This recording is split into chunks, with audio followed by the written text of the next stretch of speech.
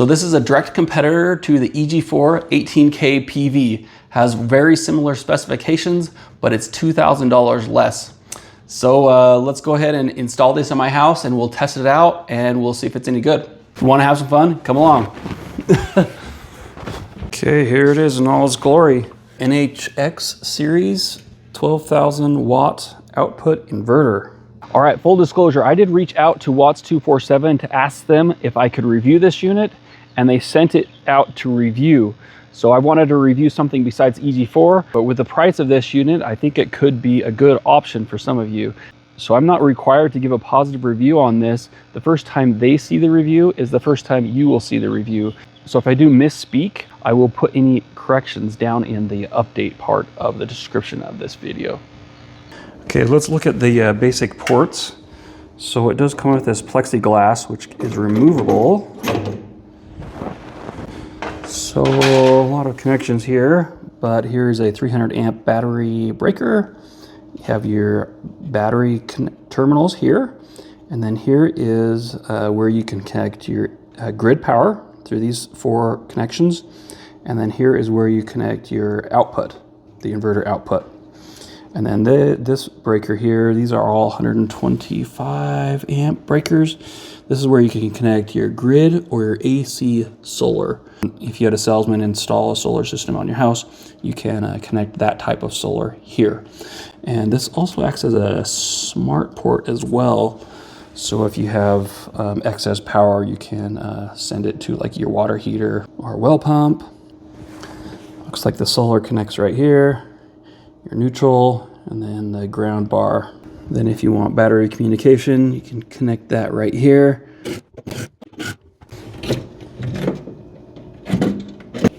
Wow, look at that. Holy cow.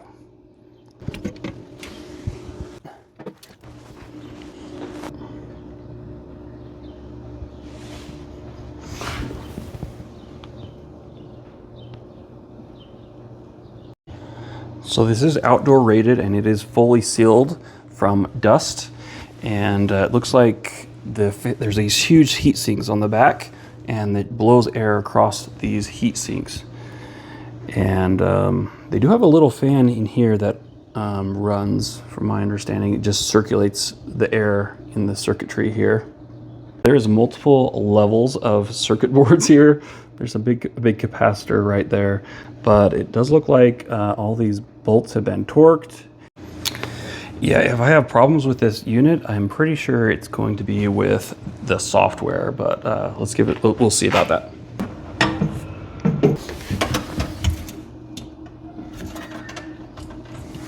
Okay, let's go ahead and take this thing down so we can install the new one.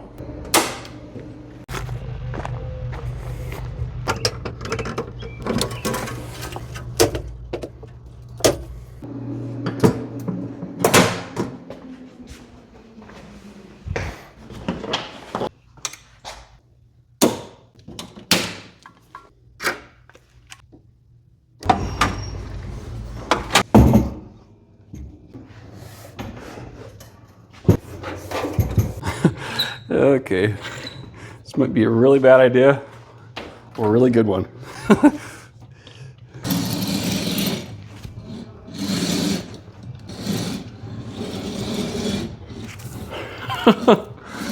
Gosh.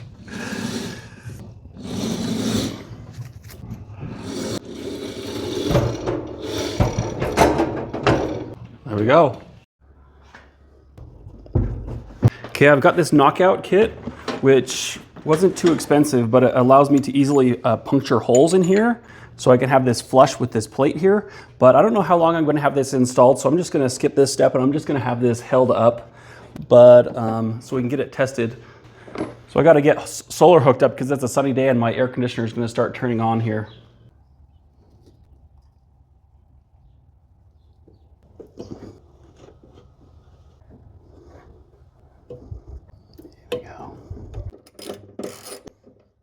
So I've got my ground hooked up. All this metal is all connected together with ground wires and is connected to my house grounding system, which is then connected to the ground, earth ground.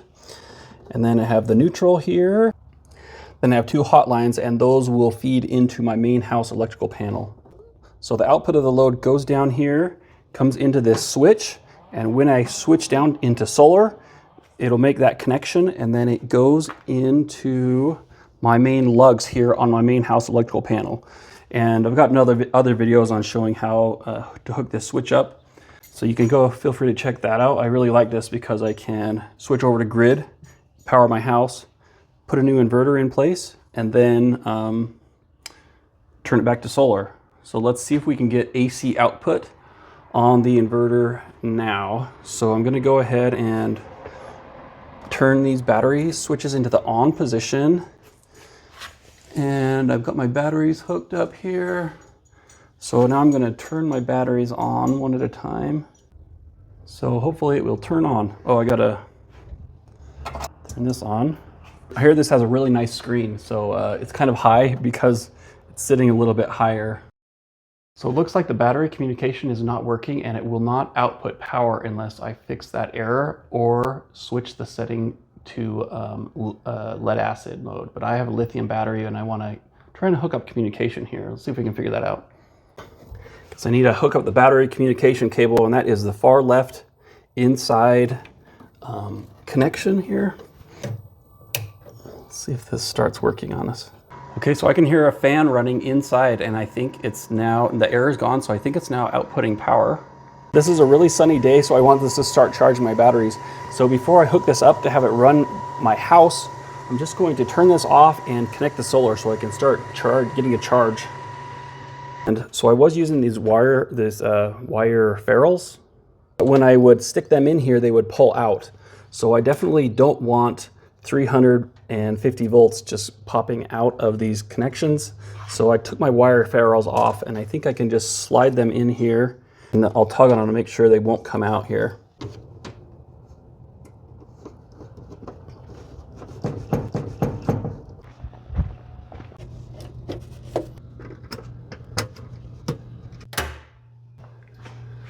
It's doing something.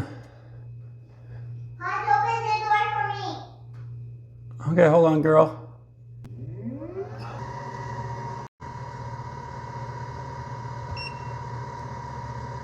So it looks like it's only getting 500 watts. So that's weird. It should be getting about 3,000 watts with each array that I have connected. Okay, I was able to get the solar working. I just need to go into the battery setting and increase the battery charge current. It was set at 25 amps. So I think I changed it to 250 amps. Because my battery cables will support that. Yeah, so if I look at my online wire gauge chart, the manual recommends that I install 2 of the 1 AWG wires, and there's two slots for positive and 2 slots for negative. Yeah, so the wires I have are oversized, so I'm happy with that. So the nice thing about having one single inverter instead of multiple inverters in parallel is because it's way harder to screw things up. The power just comes out and you're good. You don't need to couple 2 inverters together and have their outputs line up. And because I did that in the past, and I had 2 inverters, and they weren't quite communicating properly, and I fried some stuff in my house. So I don't think anything will fry here, but I'm just going to proceed with caution because I've never used this inverter before. But yeah, the first things that blew when I had bad power was LED lights and my battery charger. So I'm just gonna connect these into a circuit in my garage, and I'm just going to plug those in right now. Okay, I've got those plugged in. I'm just gonna turn off everything in my house except for that one circuit. I think it's this one. So now we are going to have this system power my house. So I just have to flip this switch down. It's really easy. So it looks like these circuits, one powers my garage lights, and then my other lights are working properly. There's no like flashing going on. Yeah, it looks like I have almost 6,000 watts coming in from solar, and my battery's almost charged up, and my house is only using 500 watts. Okay, it's been about 3 days. I turned on all of the circuits on my house, and everything's been running perfectly. It hasn't overloaded this once. However, I did have some really hot days and my batteries ended up dying and my house power went out. So I had to switch it back over to grid until the sun came out and charged the batteries, and then I could switch back over to solar again. So I'm gonna go ahead and connect grid to this. So let's hook this up real quick.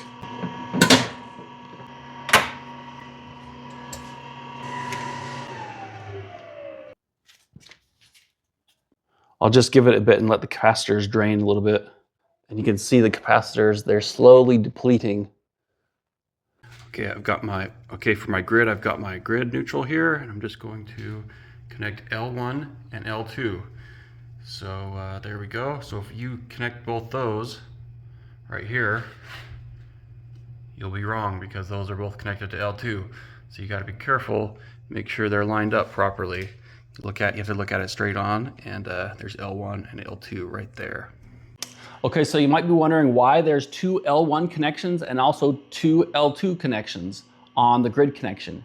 And there's also the same thing on the output connections.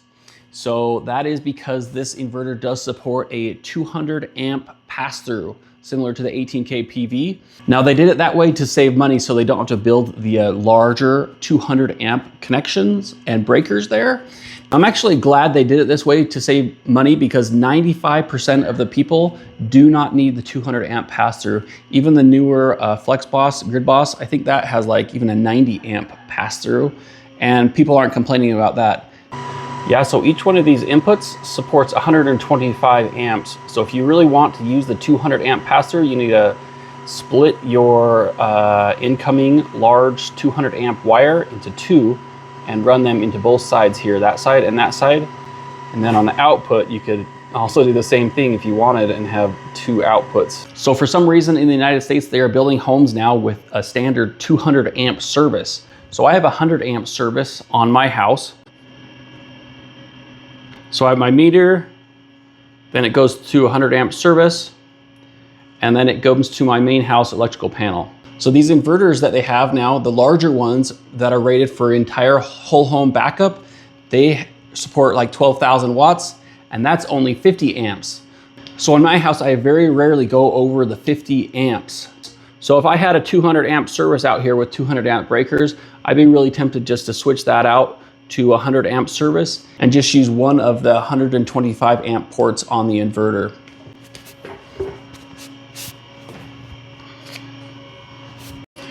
So if you're curious to see if your home will support a 100 amp service, basically what you can do is you can just turn on your air conditioner and a whole bunch of heavy loads in your house, and then you can come up to your electrical panel like I have, and you can use your clamp meter, put it on AC current.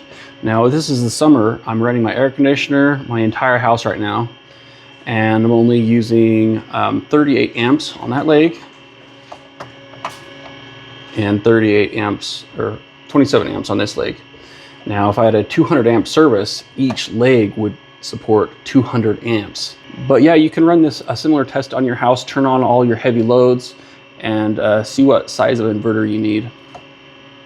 Now, as far as where to put the inverter and your batteries, basically you have your meter and your house panel, and you have this trunk line. Pretty much you need to find a spot in your home or your cabin, anywhere along this trunk line. That's the easiest, best place to install the inverter and batteries. So if it's like my house near my electrical panel, just pretty much put the inverter right here, and the battery system, if you want 3 batteries, and then your grid just plugs in here, and the output of the inverter plugs in right here. Okay, I've got my grid connected. It calls for number 3 wire or number 3 AWG. I have number 2 wire here, so that's a little bit thicker. Yeah, let's turn it on. Start with the battery. Your solar's on, so when the morning comes, it should be able to charge the batteries. And I think by default, it just recognizes the grid. Okay, let's jump right into the testing. Now, I know there's gonna be a lot of people that are gonna ask in the comments, how does that work in the day-to-day operations? Is it pretty nice? So what I'm gonna divide the testing into 2 different categories. Now, I haven't had this inverter very long, so I'm gonna try and cover all of the things that I would care about if I had this inverter for my large cabin or small cabin, and then all the things that I would want in an inverter if I was connecting it to my house and I had grid power available. So we'll first cover the off-grid cabin scenario where I don't have grid power available. So some of the things I want it to do is if I overload it, say I start a whole bunch of things all at the same time, I want it to be able to auto restart on its own. So another thing I would want is if it goes down, the battery gets low and my inverter shuts down, I want to be able to tap into some emergency reserve power. So maybe have it shut off at 20%. And if I need some extra power, I can go and change the setting to go down to 10% on the battery so I can have some extra power there.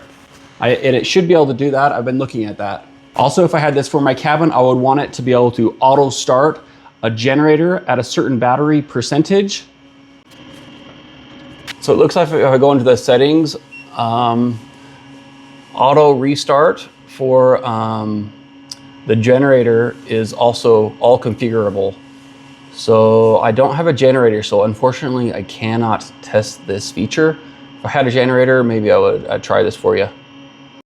But you know what, that might not be that important of a feature because EJ4 has this thing called a chargeverter, and it very efficiently converts your generator power over to your battery. So it's super, these are really popular, but you can have communication to the batteries, and then when the batteries get so low, this thing can fire up a generator and it can start charging the batteries. So I'm just going to put a check mark by this one.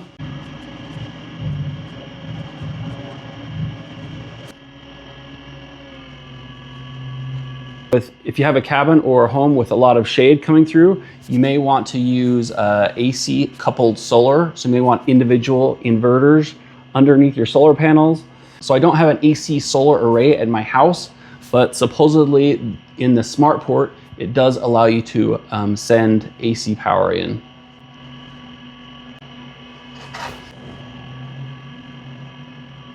But for me, I think the main thing is making sure it auto restarts. And I just want to be able to set it in place and then not have to worry about it, have it do its thing.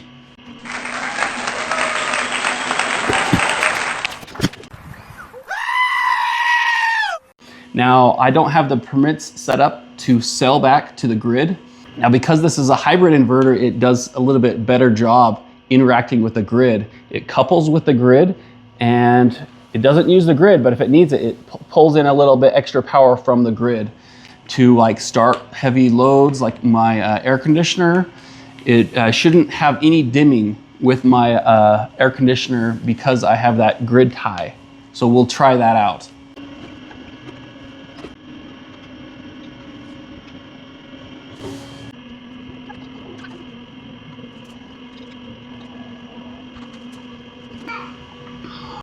All right, so I'm just gonna jump into the part of the video where I did the testing. Now, I did do a firmware update on this system and the screen. There's 2 firmware updates, and I made a video on how to do those firmware updates. I don't wanna bore you with that video, but wanted me to show you how I did the firmware updates. So we'll just jump right back into the video where I do a factory reset directly after the firmware update. So I just did a factory reset on the screen, and I'll show you the changes I'm gonna make here. I think I just make 2 changes. I'll show you what they are. So from the home screen, you can look at more information on your solar, on your battery, your home, your inverter, the grid, or your generator. You can click on each of these to learn more. But in order to go into settings, you just click that, and then you go with 5 ones. So I don't have a grid connected, so I'm just gonna disable the cell enable. And when I connect grid, I'm just going to keep that setting as well because I don't have a permit to backfill. So you notice I'm only getting 1.8 kilowatts of solar. That is because I need to adjust this setting here. So it's default set to 250 amps or 25 amps. I'm just gonna up that to be able to charge and discharge with 250. For the charge, and then just hit that bottom save icon, Let me come back here and make sure I need to save this one. So you push that bottom button to save. And I think that's all the settings you need to make. Now, when I connect grid here and I couple with the grid, I don't need to make any extra changes. So that's pretty much the entire setup. And you can see now I almost have 6 kilowatts of solar coming in right now. Battery's at 50%.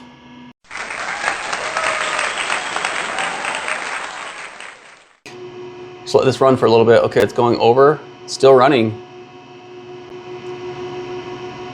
Should be shutting down here in a little bit.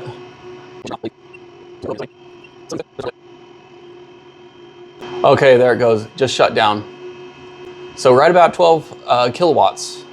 Yeah, overload. Yeah, I haven't tested this. Hopefully it'll auto restart. Solar is still coming in, that's nice. Okay, the lights turned on. It looks like it was almost exactly 5 minutes when it turned on. Okay, it looks like it passed this one. So let's go ahead and try the surge. Now I know this can start my air conditioner when I don't have a heavy load on it, but let's put a heavy load on it and see if it can still start my air conditioner. Okay, here is my 3-ton air conditioner. When it's running, it's 3,000 watts. But to start this baby, it's 78 amps of inrush current. This is the heaviest surge appliance that I have. So I've got a Klein CL900 and it has this inrush button, so we can actually measure the inrush on the air conditioner just to make sure I'm getting that inrush as stated.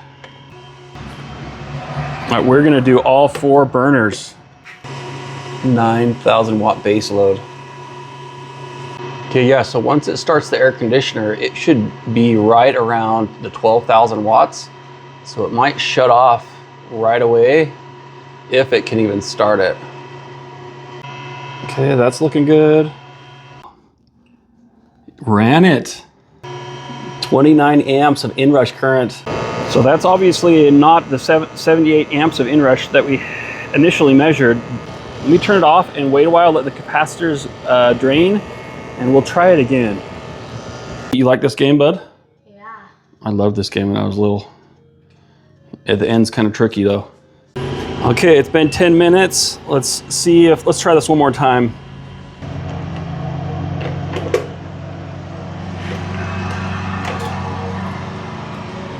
So I lost the footage of me starting the air conditioner, but with the oven base load of 8,000 watts, it did start the air conditioner with 69 amps of inrush current, as shown on this meter here. And it is still running. This inverter was the best inverter I've seen as far as inrush goes. And it was able to do that same thing, but you know what? I don't know if I waited 10 minutes between starting my air conditioner when I did this test. Okay, so this did amazing with the surge, so that's really awesome. Let's go ahead and try, see if we can tap into reserve power. I'll show you on the settings how that works.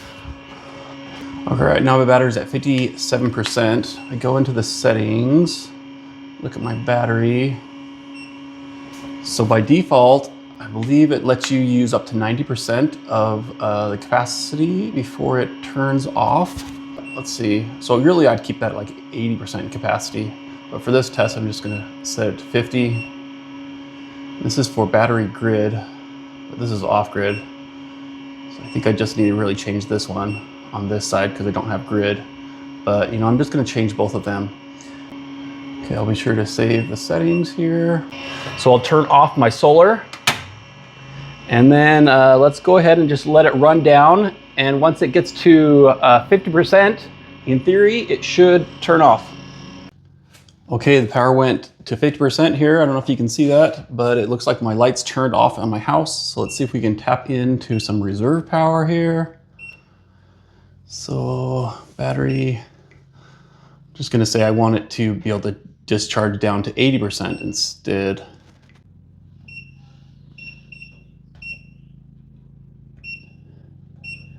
Okay, we'll see if it turns on here.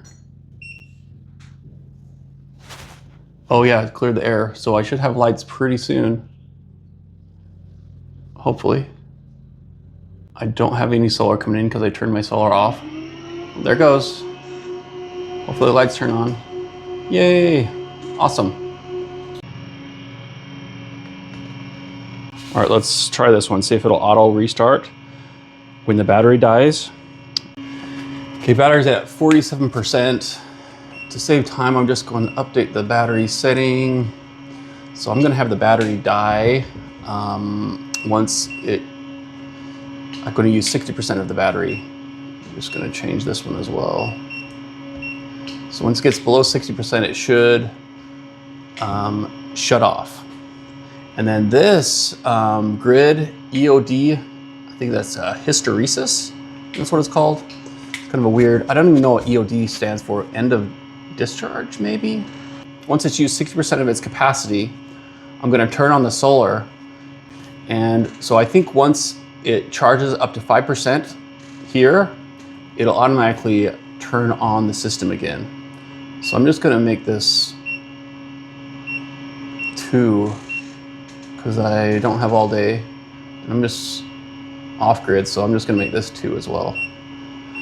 Okay, it's at 40%, power just turned off. Let's turn on solar, as if it's been a long storm and the clouds are just leaving. Hopefully it will just automatically turn on its own.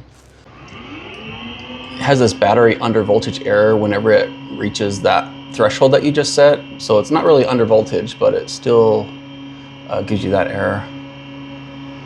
Yeah, this hysteresis setting, it's set at 2%. So when it reaches 42%, I'm hoping that it will turn on again. So you do need like a little bit of a buffer, similar to like your furnace, so it doesn't like turn on, turn off really fast. There has to be like some sort of little buffer in there.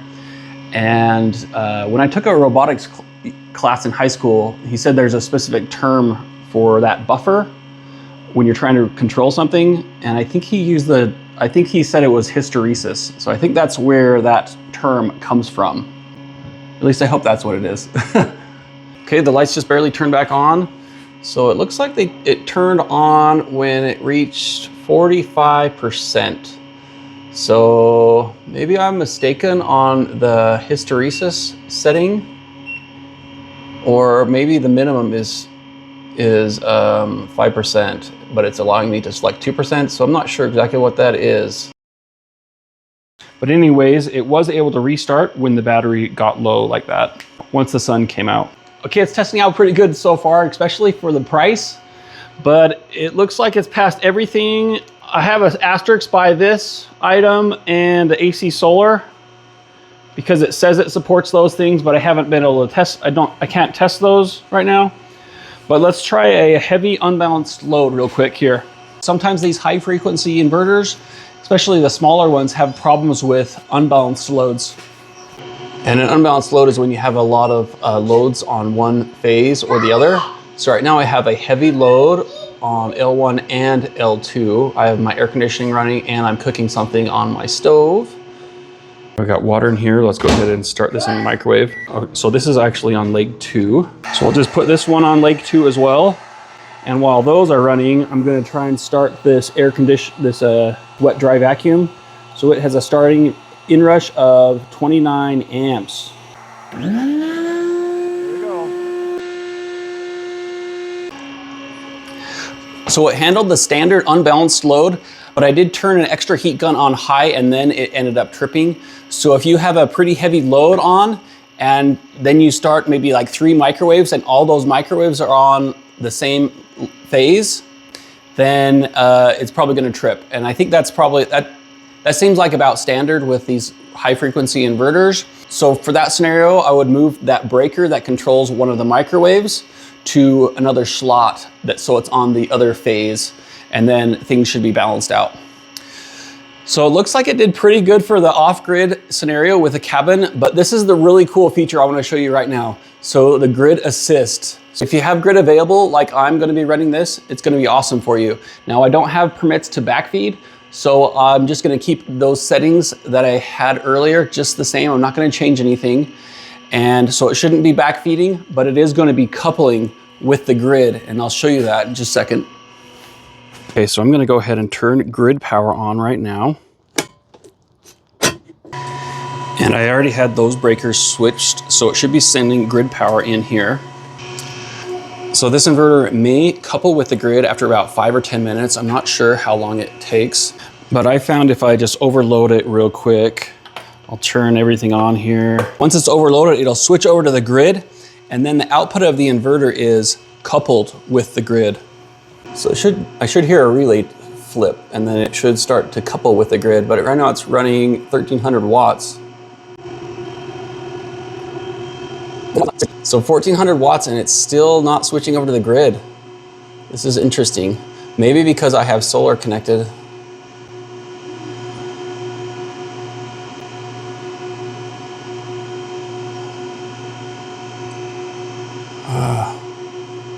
After adding a whole bunch of heat guns, I was able to get it to trip. So I just need to turn all of these extra heat guns off. Wow. So now that it is coupled with the grid, I will show you how it behaves under heavy loads and also under surge conditions. So I'm just going to turn on all these burners, really heavy load. Now let's go ahead and turn the air conditioner on. Now you'll notice that the lights do not dim at all because we are coupled with the grid. No dimming at all. If the dimming bugs you, this is definitely the way to go. And then when I have a really large load running, my inverter is still running and I'm just taking a little bit of power from the grid. I'm getting grid assist. Now for off-grid inverters, like with the 12,000 XP, when I have a really heavy load occurring, the output will totally shut down and I'll take 100% of power from the grid. Now with a hybrid inverter like this one, it will still run, which is super nice. Now I have had some people comment and say, you know, you'll still be pulling from the grid or you can't guarantee that you're not going to export to the grid.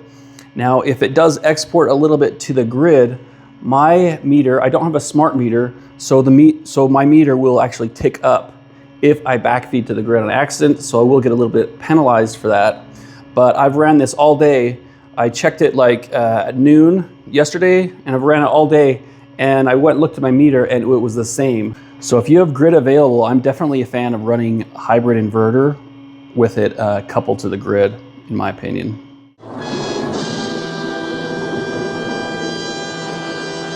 Been about a week later, just want to show you how it's been doing. I've accepted a total of 400 kilowatt hours out of my 7,500 watt solar array. But I have been running the inverter for quite a few days before that. So I think I've almost 2 weeks I've been running my house on this inverter. So yeah, grid assist works and it still runs when the grid goes out. I've tested that. And it does auto switching between the grid and the solar if the battery goes dead. So I've been running my air conditioning really hard, and about 9 o'clock for the last 4 days, it has been switching, and you don't even notice when it does that switch. And one other thing I like about this inverter is when the sun comes out in the morning, it will actually automatically start using the solar right away, and the excess will go into my batteries. Now it does still give me the alert on the top of the screen here because it switched over to grid the night before. But when the battery finally gets to about, I think it's 25 or 30%, that alert will go away and it'll switch everything over to the battery and the inverter. Now that behaves a little bit different than how the EG4 inverters would work. When they would die at night, after the sun would come up in the morning, it still stayed on grid until the solar charged the batteries up to like 25 or 30%. I can't even remember if that was even configurable as a setting, but I was stuck using the grid until my battery was charged up, and then it would switch everything over. All right guys, sorry about the long video. I think this might be the longest video I think I've ever made. All right, so to wrap things up, let's just go through the pros and cons. The main con I have of this unit is the fan. I would say it's louder than a single 6000 XP, but it's more quiet than two 6000 XPs. And it is louder than the larger EG4 units as well. So I'm probably being maybe a little overcritical of this unit. If I had it on the outside of my house, I think I'd be fine with it. But if I had a cabin in the mountains and it was really quiet in the cabin, I'm not even sure I would put it in my cabin because you'd sit on the front porch and you'd be hearing the fan in the background unless you've got a larger cabin and you can hide it in the back. So one other downside, kind of a downside, is it doesn't have remote monitoring, but it actually does come with this remote monitor. But Watts 247 said don't even install this, use Solar Assistant. So I appreciate their honesty in not having me walk through the hoops of trying to set this up.